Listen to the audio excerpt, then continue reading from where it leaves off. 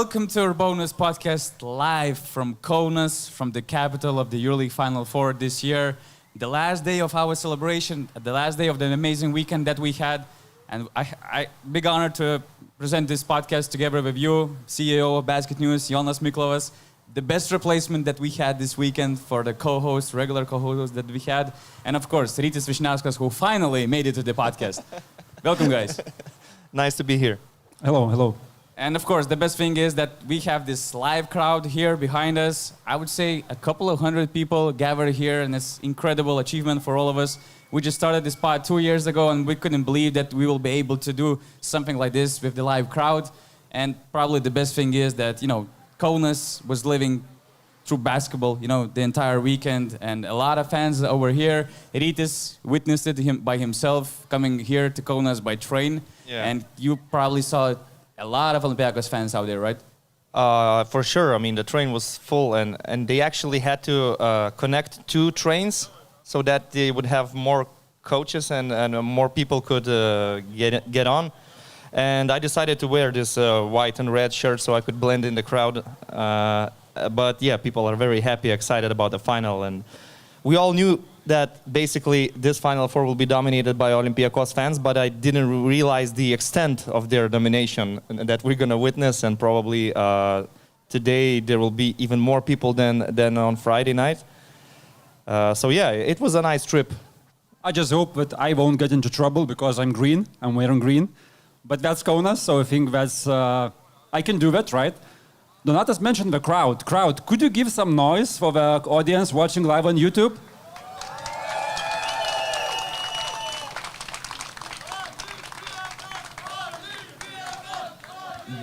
This name and this song, I mean, it already got stuck in our heads probably this entire weekend. On every corner of Kaunas streets, you can hear Olympiacos. There's this famous fountain with Olympiacos songs being played on YouTube. And even yesterday, I was in Vilnius, and I was like, okay, maybe it's the great place to take some rest from Olympiacos fans' songs. But unfortunately, at around 12 o'clock, in midnight, you can hear Olympiacos fans just being in Vilnius as well and singing all those songs. So it's just crazy. It is expected that we might have around 6,000 people, 6,000 Olympiacos fans in Žalgirio Arena tonight. So even though they're playing in neutral court, I'm sure that it's going to be like Olympiacos home court. By the way, I love the smell of barbecue. Never had a podcast before with great smell of barbecue. The only thing is missing that a pint of beer, right? I've had enough already. We also say hi to all the people watching us live on YouTube. Almost 500 people watching us right now. And guys, don't be shy. If you have any questions, just write them in the live chat box, and I'll try to check it from time to time. And if you have some nice, interesting questions, we'll talk about it online and answer your questions. Yeah, so as I said, around 6,000 people, Olympiacos fans are expected to come, and there was a huge hope, and even EuroLeague was preparing to welcome Luka Doncic, who was about to come to Kaunas to support Real Madrid. It's funny that 5 years ago he won the EuroLeague with Real Madrid, and half of the team is probably still playing on this roster, starting from Anthony Randolph, Fabian Cozer, all these veterans. But from what I heard, unfortunately, it might be possible that his plans has changed and he might not make this trip to Kaunas, but it's for sure that he's gonna watch Real Madrid playing, and probably it's for sure that we're gonna have a very interesting final game, right? What do you think, guys? What are your predictions? Who do you pick for the winners? I do expect Olympiacos to win. I think they are a better team in a better moment right now. We know all the injuries and problems that Real Madrid has to deal with. I honestly thought that Barcelona will win the El Clasico, but it's been discussed already what happened in the semifinal. But Real Madrid had an amazing trip to the final this year, because we are used to watching Real Madrid in the Final Four, but it's for the first time that they were down 0-2 in the playoff series. They were sort of the underdogs in the semifinal, not the heavy favorites at least. And once again, their experienced veterans showed up when it mattered the most.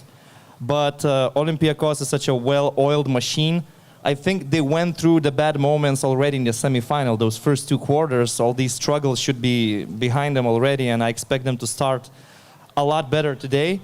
And they're a more complete team at the moment when Real Madrid don't have bodies in the 4th position or a backup for Eddie Tavares. So again, Eddie has to play for 34 or 35 minutes, and he's facing Mustafa Fall because versus Barcelona, it was a mismatch, Tavares versus Shanley.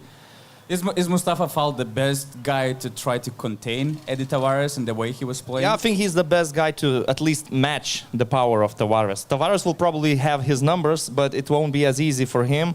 And with Slukas running the pick and rolls, with all these role players that can perform on a very high level, we know what Shaq McKissick is capable of. We know that Isaiah Cannon might get hot and hit some big shots. Lorenzakis maybe will hit more bank shots as he did versus Monaco. So I do believe that Olympiacos is in a better moment right now. If it was a series best of 5, I would say Olympiacos in 4.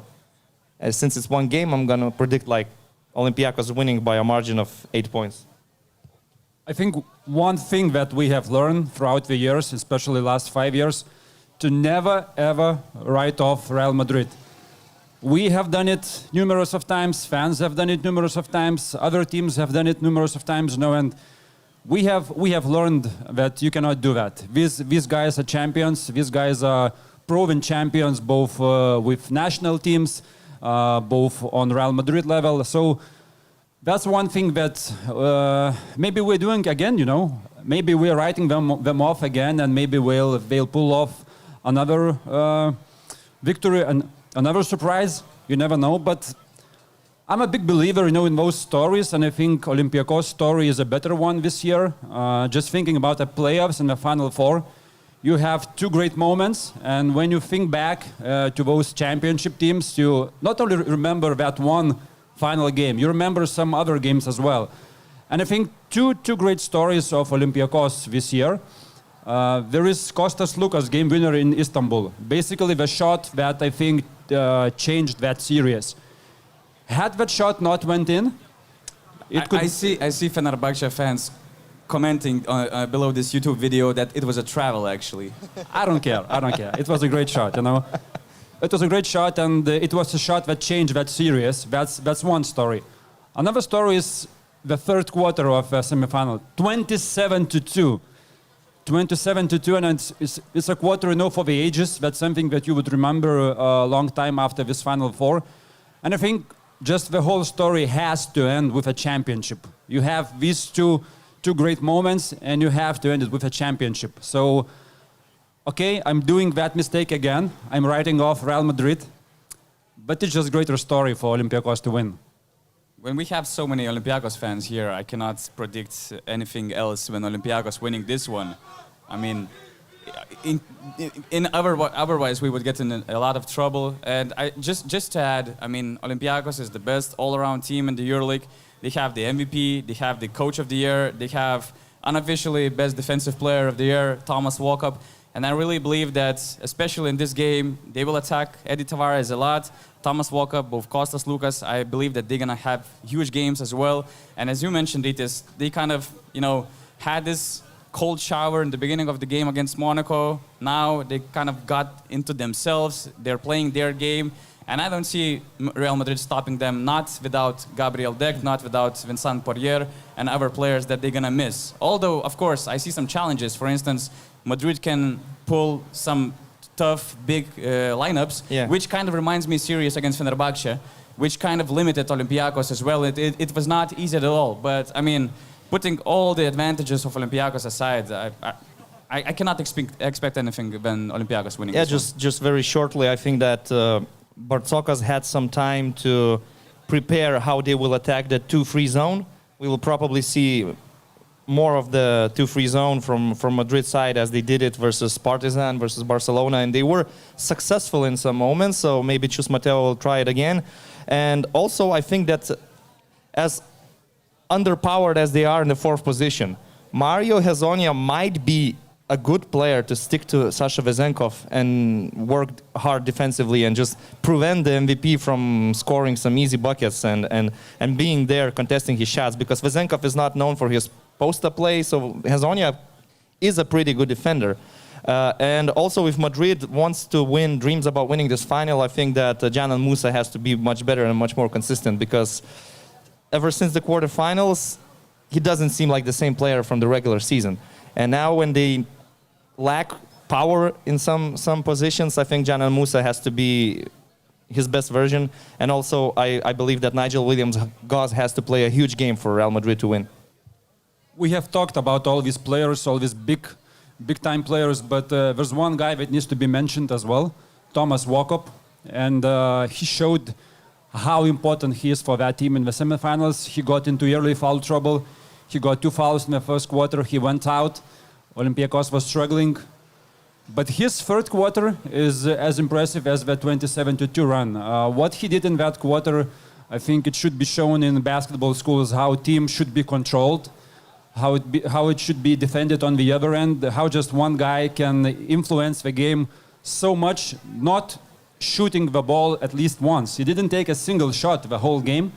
And Thomas Walkup could be a game changer as well, playing against that older guards line of Real Madrid. And I'm just really hoping for him all the best. You know, he's local guy. He created his name here in Kaunas.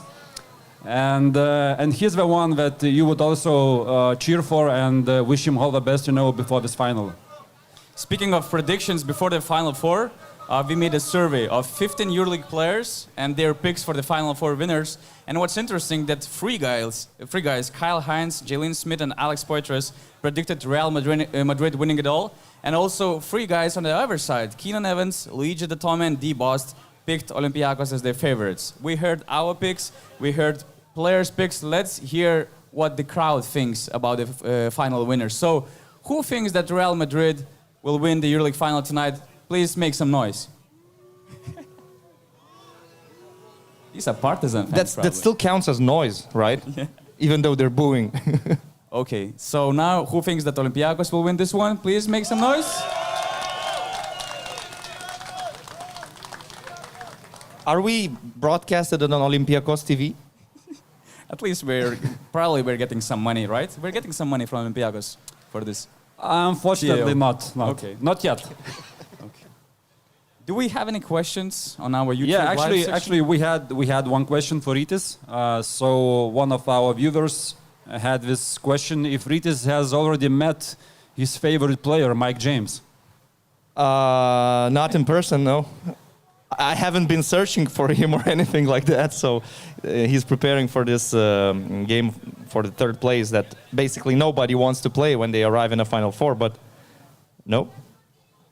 Another one was from a guy who knows the history of our predictions and how bad it has been so far. And he said, guys, you are jinxing it. Just stop it, you know? I've just met a group of Olympiacos fans before entering the BasketNews friend zone, and they reminded me that I picked Milan in my power rankings as a #1 team before the season. So, but we apologize. We apologize for our mistakes, and it's part of our job to do some mistakes to entertain these fans. And there are also some questions both from Lithuanians and Greeks.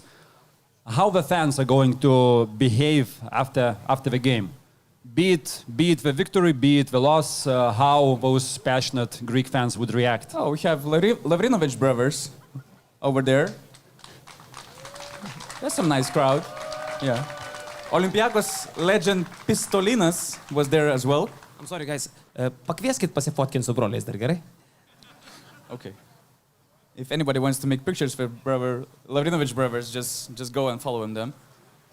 Yeah. What was the question? Sorry. About the fans, I mean... Oh, one important thing about the fans, just drink as much beer. If you're Olympiacos fans, drink as much beer as possible, because I heard that in the arena, in those sectors dedicated for Olympiacos fans, I've heard that they're not going to sell any beer. I think that was because few cups of beer were thrown to the lower sector during the semifinal game, and a lot of important guests of the game had to leave their seats. So, just in case, for your information, drink as much beer before the game as possible. That's a tough question to answer, actually, because I mean, if Olympiacos win, they will have the best time of their lives. If they lose, it again depends on how they lose, why they lose. But I think the city of Kaunas will be fine. Actually, we have a comment from Greek guy Kostas. He says Lithuanians have big love for basketball. That's why we Greeks are getting so well with you Lithuanians. So hopefully all love, and only good vibes after the game. Mutual love with Greeks. And by the way, Mike James said that Kevin Durant would never go to Lithuania for the Final Four because of the weather, because of the summertime. Who can complain about this weather? Come on now. It's a perfect weather. And I'm happy that Final Four guests, managed to get this experience of seeing what it means to have the Final Four in the basketball city. We kind of had those experiences in Belgrade, but there's nothing you can compare with Belgrade or Kaunas, visiting other cities. We've been to many major tournaments, EuroLeague or Eurobasket, and basically as soon as you leave the area of the gym, nobody knows nothing about basketball. Nobody knows that there's such an event as basketball event. But here, I really believe that our guests in Kaunas couldn't feel the same way. I mean, let's be real, there are not too many pure basketball cities in Europe. I think Kaunas is one of those cities, Belgrade, as you mentioned, but there are a lot of big capital cities that host the Final Four. For example, there was a Final Four in Paris, in Berlin, in London. These are not basketball cities. You wouldn't get this basketball feeling on the streets. And here, I mean, 100 kilometers away in Vilnius, you can feel that something big is happening. And then you get on a train and you definitely see that it's a basketball weekend. So it's been a great experience, however it ends today.